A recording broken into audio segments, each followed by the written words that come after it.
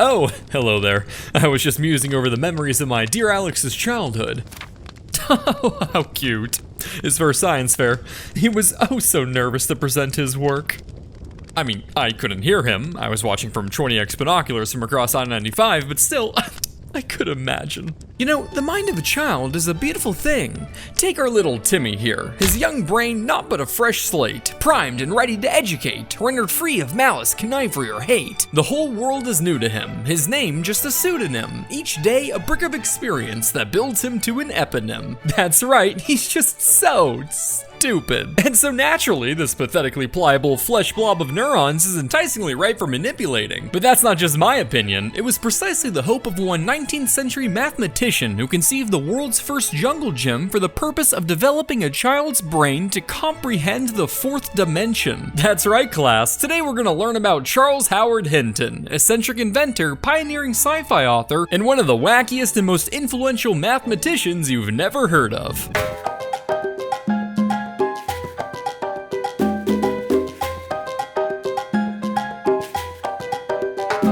From the moment he was born, Charles Hinton's life was marred with misery, as not only did his father ostracize his family by being a devout advocate of polygamy, but because he was born British. Growing up in 19th century England under the care of a wealthy surgeon who laid so much pipe that his most notable quote was, "Christ is the savior of men, but I am the savior of woman," is bound to lead any child to be a bit eccentric, and Charles was no exception. His earlier years were rather ordinary. He went to university, got married, dined with eugenicists with a piss king, you know, typical British things. But it was only after receiving his bachelor's degree from Oxford that things really started to get interesting. In 1880, Charles shook the intellectual world by publishing his essay, "What is the Fourth Dimension?", where he provided thought experiments for a theoretical conceptualization of a fourth dimension of space. While he didn't invent the concept, his paper popularized the idea of the fourth dimension for the first time in history. But it wasn't just the vogue of academic circles. While the late 1800s saw an explosion in scientific advancements, it also saw an explosion in societal wackiness. We are talking about the Victorian era after all, and 1880 just so happened to be the peak of the spiritualism movement in Victorian England. Ooh, I can see him. He's right there in the fourth dimension. My father? You're sure? Oh yeah, that's him alright. But he's in a pinch. Looks like the 4D cartel is holding him for ransom. We need 50,000 space coins to speak to him with his head intact. What? Holy shit, they could die again? Yeah, and it's messy. Blood gets literally everywhere.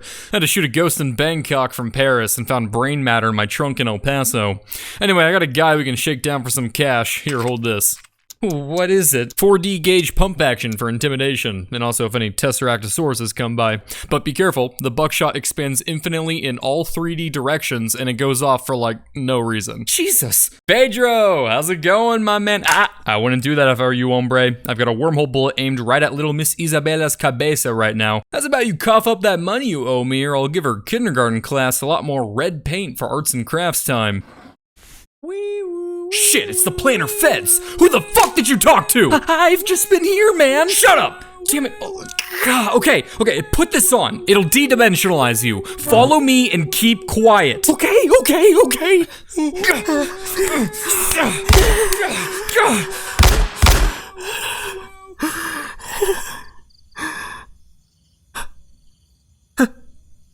Hello? What the? God damn it, he took my wallet! Psychics and mediums alike. Wait a minute, are you cold? No, I'm fine. Oh my gosh, you're shivering. I'm really not. Here, child, I'll take care of you. Has modern news got you feeling bogged down? A little crushed? Suffocated even? With all these sensationalist headlines clawing at my corneas for a smidgen of my attention, I know I sure do. Take something like the recent missile strikes between Iran and Israel. Ground News has over 300 articles covering it, and what's wild is how differently it's framed depending on the source. Left-leaning outlets highlight that Iran's attack was in retaliation and focus on the child death toll from Israeli strikes. Meanwhile, right-leaning sources call Iran's response escalatory, with phrases like great devastation. And that's exactly why I've been using Ground News for over a year now. It condenses all those wacky headlines into a side-by-side format so you can actually compare coverage and get a grip on reality. For my visual learners, imagine these feral chickens are the mess of headlines out there, and this semi-automatic incendiary round shotgun is Ground News. Pretty cool and digestible, right? Yeah! Here, knock yourself out, kiddo. As everything moves more and more online, Ground News is a great help for staying educated and avoiding information overload. It's an app and website that shows how stories are being covered across the political spectrum. You get bias ratings, source transparency, blind spot tracking, all the goodies online algorithms conveniently avoid showing. If you want to join me and get smarter about your media diet, go to ground.news/bluejay to get 40% off their Vantage plan. Make sure to use my link to get the discount, and it's a limited time deal, so act quick. Click the link in the description, or you can just scan the QR code on screen. Always glad to have Ground News as a sponsor. And now, back to the video. Psychics and mediums alike seized onto the emerging popularity of the fourth dimension as a scientific validation for the spiritual connections they peddled in their seances. While Hinton's original essay didn't make mention of anything spiritual, he did start to write about religious implications later on, and his publisher threw more fuel on the fire by adding the subtitle Ghosts Explained to one of his republished papers. Gotta sell this nerd shit somehow after all. But scientific essays alone were a bit too boring for Hinton. If he was gonna write about mind-bending theoretical science, he was gonna do it in style. So before it was ever even considered a genre, Charles chose to express his thoughts on the fourth dimension through science fiction novels that he called scientific romances. One such work, titled Stella, followed the story of an invisible girl, a rather novel concept at the time, which went on to influence H.G. Wells' titular book, The Invisible Man, kickstarting the modern-day invisibility trope prevalent throughout Western media. In one of his non-fiction works, Charles Hinton invented a new theoretical geometry to aid in the visualization of the higher dimension, a fourth-dimensional hypercube that he called a tesseract, a word I'm sure you've all heard many times before, if not from your own study of theoretical physics, then from that one MCU-obsessed relative with a questionable lock screen who's racked up more hours watching The Avengers than they've spent in a shower. And while we have words like up, down, left, and right to describe 3D motion, Hinton also defined the terms for movement along the fourth dimensional axis as kata and ana. First the MCU, and now literally the word katana broken in half. I can't help but wonder if he was actually a genius or just another weeb born too early for Reddit. These are fascinating ideas, Charles. Kata and ana, you say? Do you have any accompanying diagrams I could ponder? Oh yeah, it's just in my room. Wait, don't go in! Oh my god.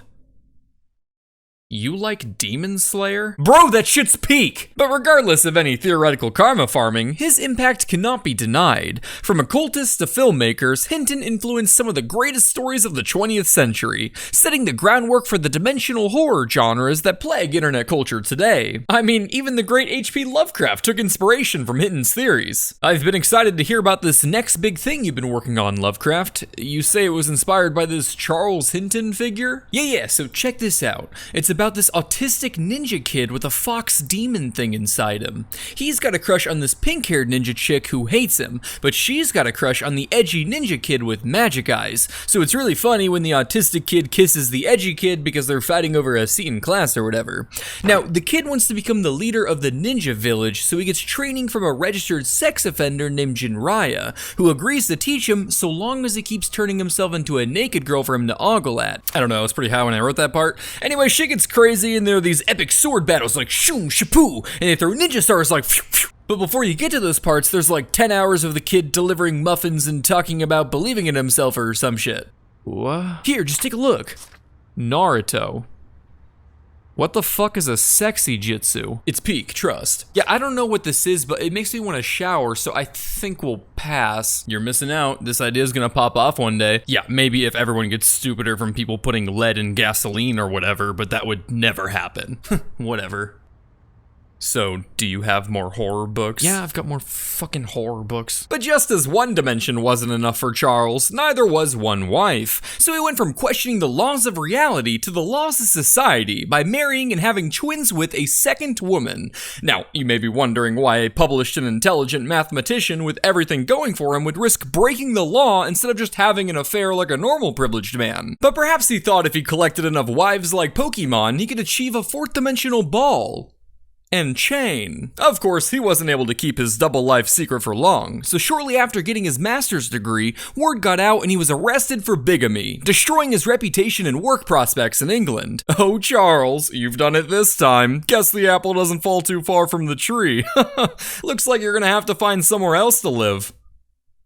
Huh, maybe he was a weeb. Hinton fled to Japan with his first wife and kids, where he found work as a headmaster at Victoria Public School. It was here that he had his fourth kid, well, with this wife at least, and it was also here that he came up with a theory. Hinton hypothesized that since we humans spend our lives moving in 2D planes, such as from point A to point B on a road, that if a child were to be raised to move intuitively in 3D space, they would be able to conceptualize the fourth dimension. Now, one could accomplish something like this with a whimsical series of trebuchets peppering the clouds with toddlers, but that would leave a child a bit more 2D instead of 3D, and thus unable to articulate their newfound enlightenment. So to test his theory, Charles created stacks of bamboo cubes arranged in an XYZ coordinate system, where he would run experiments by yelling out spots for his kids to race to. This way, a child could develop a fundamental understanding of 3D spatial movement with relative safety, even if it was lamer than my idea. X3, Y2, Z4, go!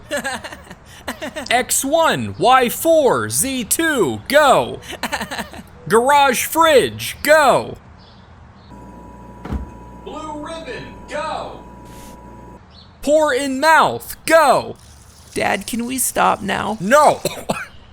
You're learning math. Now cigarettes, CVS, Second and Girard, go! Despite his efforts, it's a universal law that creatures inhabiting one dimension can't perceive the dimension greater. 2D Sonic, for example, can't see the third dimension, just as 3D Sonic struggles to grasp the fourth. For more information on this concept, Google Sonic Rule 3-4. But because they were essentially playing the 19th century equivalent of Minecraft, these drills ended up being more like playtime for the kids than rigorous science. So much so that Charles' youngest son, Sebastian, went on to patent the design later on in life, introducing the jungle gym to schools across America for the first time ever. While Hinton isn't around today to shout out coordinates, at least his fourth dimensional experiment can live on as a staple of any good playground. And who knows, maybe one day his experiment will bear fruit. We're gonna play on the jungle gym, Mom. Alright boys, have fun.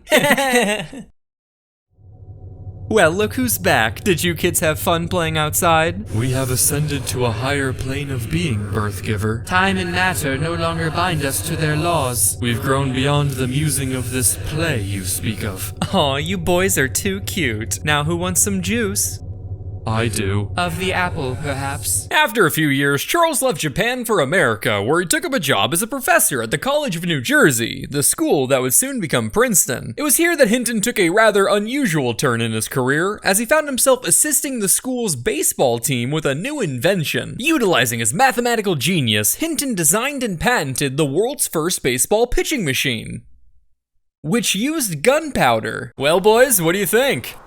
Terrible! This is the world's worst pitching machine! Well, at least I didn't invent the world's first bitching machine. The invention was impressive and versatile, able to adjust speeds from fastballs to no balls, and even featured extendable rubber appendages that could provide a light ball tap for stimulating curveballs. The device turned him into a pseudo-celebrity throughout America as he showcased its capabilities, which included striking out the entire Princeton team. The gunpowder gizmo would be short-lived, however, due to, according to the New York Sun, the fear it inspired in the batters. Probably due to the fact that the baseball gun resulted in multiple injuries. Who would have thunk? Charles would then leave his job at Princeton, with some sources stating he was let go due to the pitching machine injuries. He had a few more jobs, teaching at the University of Minnesota, working at the U.S. Naval Observatory in D.C., and landing his final job as a chemical patent examiner. But Hinton never lost his fascination of the fourth dimension, as he continued to publish various works throughout his time in America. In April of 1907, Charles found himself addressing the Society of Philosophical Inquiry in D.C. It's reported that the polygamous British mathematician made a toast to all the female philosophers before leaving the dinner, suffering a cerebral hemorrhage and dropping dead in the lobby. This goes out to all the baddies out there. Keep up the philosophy and may your curves stay sexy in every dimension. Mr. Hinton, maybe it's time for you to go. Oh, hey baby, listen, I know we can't see 4D, but I can show you 1D back in my jungle gym. Oh no, look, he died of a sudden cerebral hemorrhage or whatever. That's crazy. Charles Hinton's life is interesting enough on its own, but throughout my research, I found myself just as invested in certain branches of his backstory outside of the bamboo ones. His family tree. If you thought Forrest Gump had a special gene for stumbling into so many events of historical or wacky relevancy, that gene was dominant in Charles' entire lineage. His dad, James Hinton, when he's not being remembered for his woman spelunking, is often associated with Jack the Ripper due to his connection to a potential suspect of the serial killer. Charles' wife, the legal one Mary, had the maiden name of Boole, as in George Boole, the creator of the Boolean logic that laid the foundation for the information age that's allowing you all to sit there right now and watch the Subway Surfers gameplay under this video on TikTok. Charles' sister Ada was a fashion influencer and dressmaker who thrived at the forefront of the rational dress movement, working for some of the most beautiful stars of her time. But not of all time. One of his grandsons, Howard, became an etymologist, famous for not only his lifelong work studying beetles and discovering an extra stage in insect metamorphosis, but also for, despite all that, still finding a way to get laid. One of his sons, Jeffrey, became a computer and cognitive scientist, winning both the Turing Award and the Nobel Prize in Physics for his work in artificial neural networks, earning him the nickname the Godfather of AI. But perhaps his biggest claim to fame is being the clear inspiration for Shrimp from Smiling Friends. Charles' granddaughter Joanne was a nuclear physicist and one of the rare women who worked on the Manhattan Project, creating the very atomic bombs that would terraform Japan into the anime wonderland of her grandfather's dreams. Regretting her part as a nuclear future inducer, she moved to China during the peak spicy years and helped contribute to Mao Zedong's vision. Her brother William documented said spicy years while working the fields, returning to the States with notes on the so-called freedomless land, which were confiscated by the FBI, who blacklisted him from any teaching or employment in the land of freedom. He published books on his revolutionary experience in China, bloody violence and all, justifying it and selling hundreds of thousands of copies. A pretty sick nasty feat, but not nearly as sick nasty as when he ski raced in something called the American Inferno behind this guy. Sorry, I just wanted to give you a moment to take in what may be the hardest image I've ever seen. Seriously, I could go on for hours. Like, I didn't even mention the first Sea Lord in the family. While Hinton's story was cut short at the age of 54, his mark on society was only just beginning. His theory shined again in a cyberpunk novel in the 1980s, and he's even referenced in a 2005 teleportation feasibility study commissioned by the US Air Force. Which just goes to show that you should pursue your dreams, because even though your name may be lost to history, there's a chance that 100 years from now, even your ideas could help kill people in Iraq. Charles Howard Hinton, 6 out of 10 stars.